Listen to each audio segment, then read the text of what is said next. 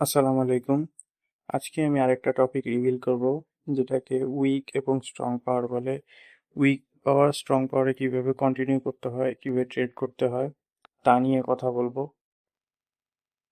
এখানে ফার্স্টে চিত্রটাতে দেখেন, প্রিভিয়াসলি দুইটা বায়ার স্ট্রং, তারপরে আমরা উইক একটা বায়ার দিছি। এখানে ইভেনচুয়ালি বায়ার স্ট্রং, কারণ হচ্ছে যে প্রিভিয়াসলি বায়ার দুইটা স্ট্রং ছিল। আর হচ্ছে কখনো একটা ক্যান্ডেল দিয়ে মার্কেটকে জাজ করবেন না। মার্কেটে ওভারঅল দুই তিনটা ক্যান্ডেল মিলে মার্কেটের স্ট্রাকচার কি সেটার উপর নির্ভর করবে। সবসময় আমরা ক্যান্ডেলকে পাওয়ার দিয়ে ক্যালকুলেশন করব। ফার্স্ট সিনারি অনুযায়ী আমাদের বায়ার পার্টি স্ট্রং, কারণ প্রিভিয়াসলি দুইটা বায়ার স্ট্রং ছিল। সেকেন্ড চিত্রটাতে লক্ষ্য করবেন যে দুইটা বায়ার উইক আর একটা বায়ার স্ট্রং দিছি।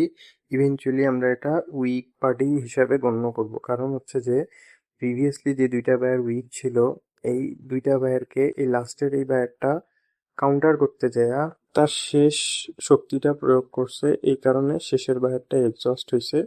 এই কারণে এই ওভারঅল সিচুয়েশনটাকে আমরা উইক হিসাবে গণ্য করব। চিত্রটাতে একটু লক্ষ্য করেন যে ফার্স্টের বায়ারটা স্ট্রং, পরেরটা উইক, তারপরটা স্ট্রং। এটাকে আমরা মোটামুটি স্ট্রং পার্টি হিসাবে গণ্য করব। তার পাশের চিত্রটাতে তিনটা ক্যান্ডেলই স্ট্রং, তো এটা আমরা একটা ভালো স্ট্রং পার্টি হিসাবে কাউন্ট করব। এটা দেওয়ার কারণ হচ্ছে যে আমরা অনেক সময় ভুল করি, যে আমরা প্রিভিয়াসলি মানে একটা ক্যান্ডেল দেখে আমরা মার্কেটটাকে জাজ করি। এই কারণে দেওয়া, মার্কেটকে আমরা সবসময় তিন চারটা ক্যান্ডেল দিয়ে জাজ করবো। একটা ক্যান্ডেল দিয়ে কখনো মার্কেটকে জাজ করতে যাবেন না, তাহলে লস করবে। এখন আমি আপনাদেরকে মার্কেটে দেখাবো যে এগুলো কিভাবে কাজ করে। তার আগে আমাকে একটা ভালো পজিশন খুঁজতে হবে।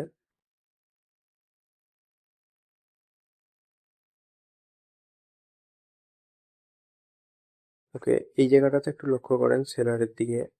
এখানে দেখেন যে আমাদের মার্কেটের স্ট্রাকচারটা এখানে রেঞ্জিং ছিল, কনসলিডেট করতেছিল। তারপর সেলার উইক হয়ে যাওয়ার পর বায়ার আসছে। এখানে সেলার ক্যান উইক হইলো আগে সেটা দেখেন।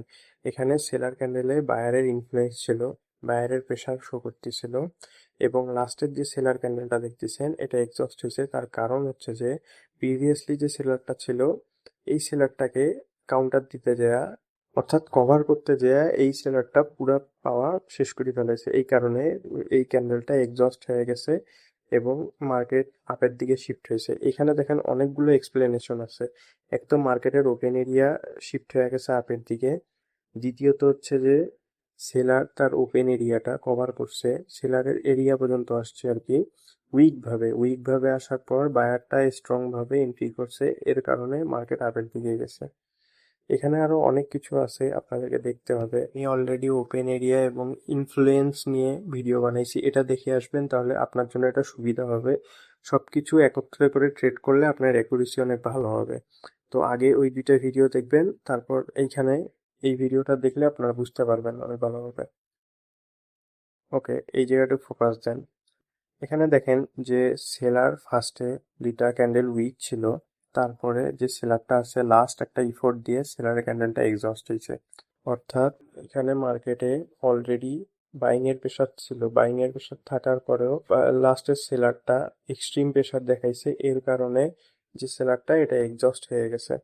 এখানে দেখেন, এখানে বায়ার দিয়ে বুঝাচ্ছি, বায়ার সেলার জোন পর্যন্ত গেছে, বাট সেলার জোন পর্যন্ত কিভাবে গেছে, উইক ভাবে গেছে।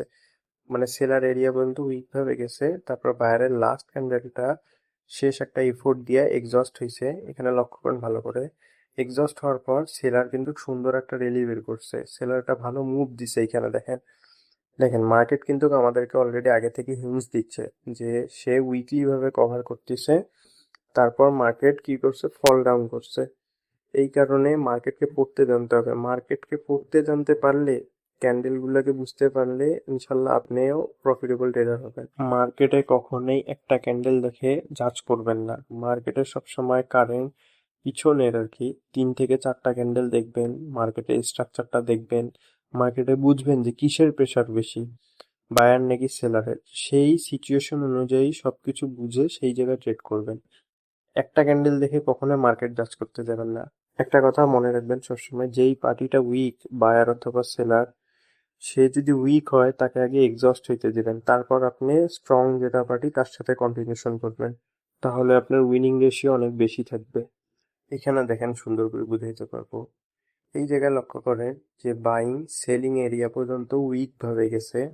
উইক ভাবে যাওয়ার পর বাইং এর যে এই যে লাস্ট ক্যান্ডেলটা, এটা এক্সস্ট হয়েছে, লাস্ট একটা এফোর্ট দিয়ে এক্সস্ট হয়ে গেছে। তারপর সেলিং ডাউনফল করছে।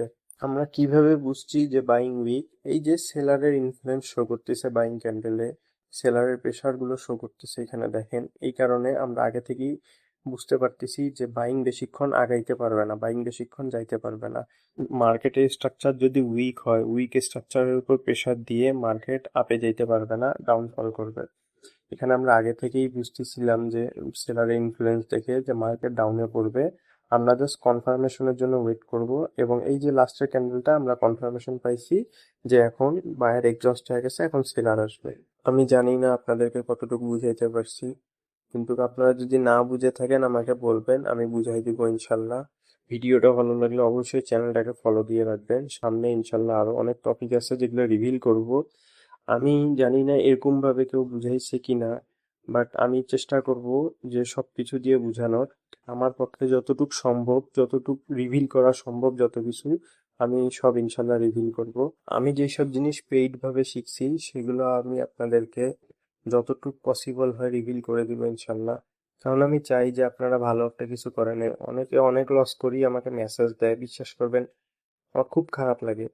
আমি মানে কিভাবে বুঝাই যে মানুষের কাছ থেকে যায়, মানুষের সিগন্যাল নিয়ে লস করে, আবার এই বট টট এইসব হাবি জাবি এইসবের পিছনে যাইয়েন না।